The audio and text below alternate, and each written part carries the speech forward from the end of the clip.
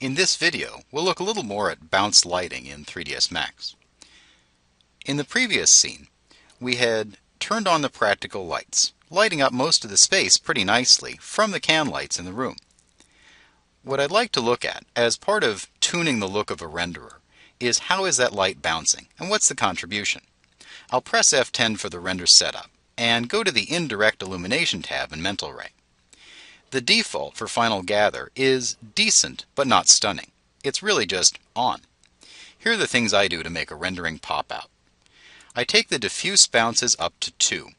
This gives me a little extra lift in the scene, because we're allowing the secondary bounce light to bounce a couple of times, versus sort of hitting and thudding on the surfaces. The other thing we can play with is the multiplier, and there's a color. The multiplier on its own is an intensity or a strength of that bounce light. If it's supposed to be a big, bright, luminous scene, we may want to crank that up. If the lighting and color is supposed to lay back and be less saturated, we'll leave it alone or pull it down. I'll pull it up to 2. I can also factor a color in by clicking on the color swatch and choosing a color. In this way I can add, let's say, a warmth into the bounce light by biasing that color into a warm hue and adding a little saturation. One last thing in bounce light before I test render. Right now we're set up for draft mode, best for stills. For testing this is fine.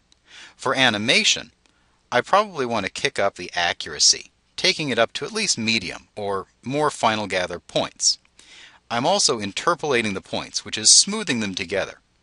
And I've got a noise reduction here. I'm going to leave it at standard, but I can increase it if I'm getting a lot of dots. For animation, I want to change this over to project points from along camera path. That way it'll run forward and backward, multiple Final Gather passes, and sequence them together. That way you don't get as much change between frames in a rendering, and it helps avoid a lot of the strobing and flickering we've seen in previous versions. I'll do a quick render and see how this looks. For testing, I'll also reduce my frame size. Notice I've taken it down to 960 by 540. One last thing before I hit render as well. And I know I keep saying one last thing, but there's so many things to consider it's worth looking at. The sampling quality. Right now it's decent, but really not great. At the minimum, we're seeing 1 sample per 4 pixels, which is going to leave me some jagged edges in places, to a maximum of 4 samples. I usually take this up to a 1 to 4. That way every pixel in the image gets at least 1 sample and a pretty good shot at anti-aliasing. It's kind of a C+ grade. It does a nice job. It's not the best, but it'll get me by pretty decently.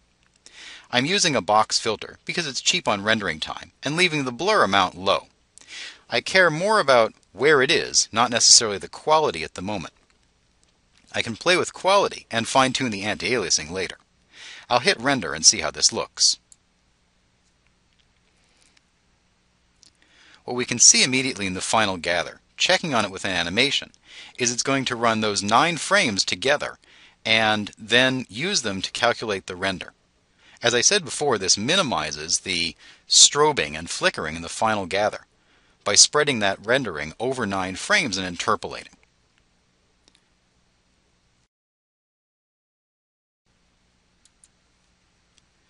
With my render completed, I can see the effect of changing those Final Gather and indirect lighting settings. I'm getting a terrific bounce of light from the lights hitting the floor and coming up to hit the ceiling. It's looking brighter and more luminous and far less heavy than it did. The window frames are showing well and all the detail is really standing out. Even the characters are nicely lit. I'm ready to continue with tweaking the lighting, but I have to get materials on, as we'll show in the next video. It's important to have lights and materials to get the final look really dialed in.